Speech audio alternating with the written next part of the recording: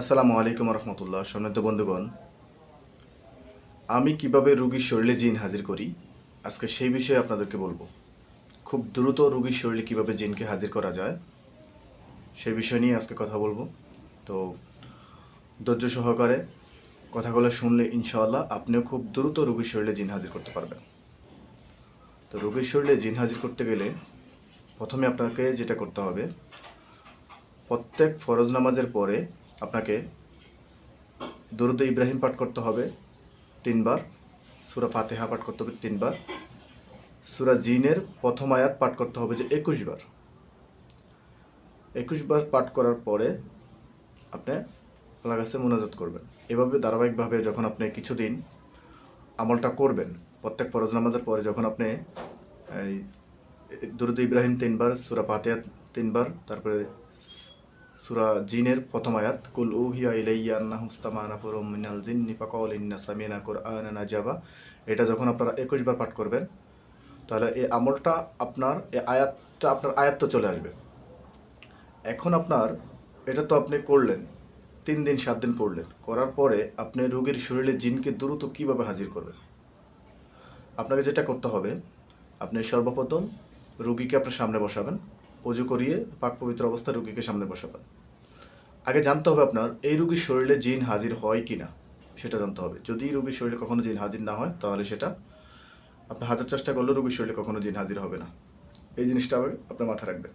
আরেকটা গুরুত্বপূর্ণ বিষয় সেটা হলো, রোগীকে বসানোর আগে রোগীকে জিজ্ঞাসা করে নেবেন যে আপনার শরীরে কোনো তাবিজ কবজ আছে কি না।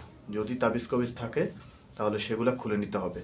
রোগীকে বলবেন যে আপনার শরীরে যদি কোনো তাবিজ কবজ, কোনো সুতা ধাগা এগুলো থাকে তাহলে এগুলো আপনি খুলে নিন। এখন খুলে নেওয়ার পরে রোগীটা যখন আপনার সামনে বসলো, বসার পরে রোগীটাকে বলবেন যে আপনি বিসমিল্লাহ বলে 2 হাত এভাবে এভাবে করে 2 হাত করে চোখ বন্ধ করে আপনি বসেন। বিসমিল্লাহ বলে বসবেন। এখন আমেল মোদাব্বির যেটা করবে, 1 গ্লাস পানি নিবে। 1 গ্লাস পানি নেওয়ার পরে সেই পানির উপরে দরুদ ইব্রাহিম 3 বার পাঠ করে 3টা ফু দিবে।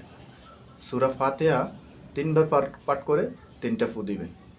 সূরা জিনের প্রথম আয়াত 21 বার পাঠ করে 21টা ফু দিয়ে আবার শেষে 3 বার দরুদ ইব্রাহিম পাঠ করে 3 বার ফু দিবে। এখন আপনার পানিটা রেডি হয়ে গেল।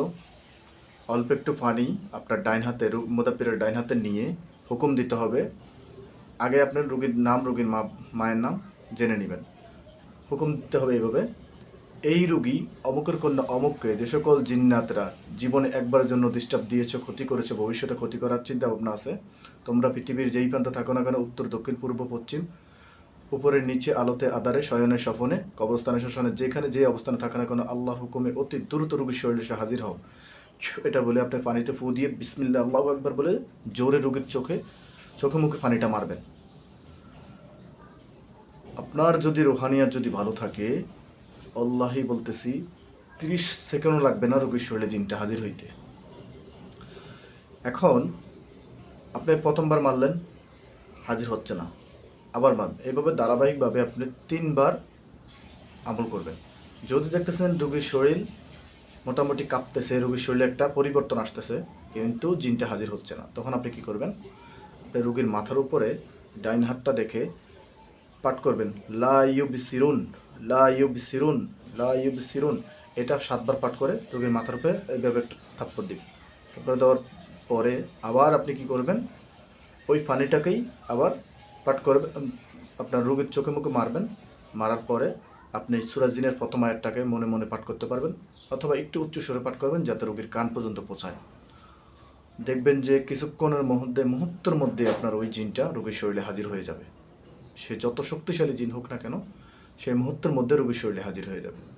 তারপরে আপনি হাজির হওয়ার সাথে সাথেই আপনাকে যেটা করতে হবে, হাজির হওয়ার সাথে সাথে আপনি এই জিনটাকে বন্দি করতে হবে। বন্দি করার পরে তার যত জাদুশক্তি আছে সেগুলো আপনারা নষ্ট করে দিবেন। জাদুশক্তি নষ্ট করার পরে তারপরে তার সাথে ভালো মন্দ কথা জিজ্ঞাসা করবেন। আরেকটা কথা মাথায় রাখবেন, জিন আশিক জিন হোক, চালান জিন হোক, ধরে কিন্তু আপনারা তাদেরকে মারধর করবেন না, তাদের উপরে কোনো আক্রমণ করবেন না। আগে তার থেকে তথ্য নেবেন, কোথা থেকে আসছে, কী জন্য আসছে, কেন আসছে, এগুলো আগে জানবেন। জানার পরে তাকে যখন দেখতেছেন সে আপনার সাথে গাদ্দারি করতেছে, আপনার সাথে উল্টাপাল্টা করতেছে, তখন আপনারা তাকে শাস্তি দিবেন। আল্লাহর বিধান অনুযায়ী যেটা করতে হয় সেটাই আপনারা সেই শাস্তিটা দিবেন।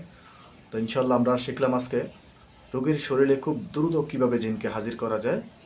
আমি আমি এতটুকু বলতে পারি, আপনারা আমি যে নিয়মে বললাম সেই নিয়মে যদি আপনারা এই সূরা জিনের প্রথম আয়াতটাকে আপনারা জাকাত দিতে পারেন।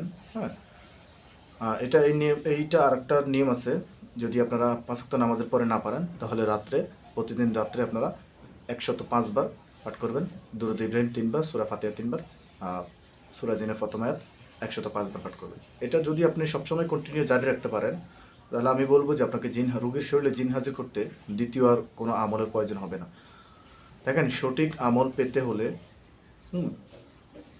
অনেকে কিন্তু সঠিক আমল দেয় না। ইউটিউবের জগতে, অনলাইন জগতে অনেকে সঠিক আমল দেয় না, আপনার কিছু না কিছু তারা হাতে রেখে দেয়। আসলে এটা কিন্তু ঠিক না।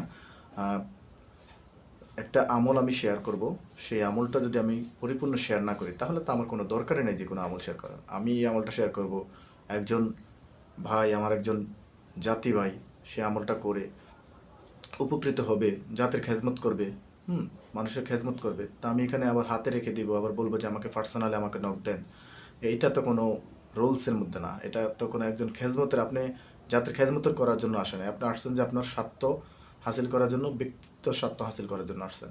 তো যাই হোক, ভিডিওটা অনেক বড় হয়ে গেল। তো সবাই ভালো থাকবেন। আর আপনাদের কেমন আমল চাই, কোন ধরনের আমল চাই আপনাদের, অবশ্যই কমেন্টে জানাবেন। ইনশাআল্লাহ আমি সেই বিষয় নিয়ে ভিডিও বানাবো। সকালে ভালো থাকবেন। আসসালামু আলাইকুম রহমতুল্লাহি ওয়া বারাকাতুহু।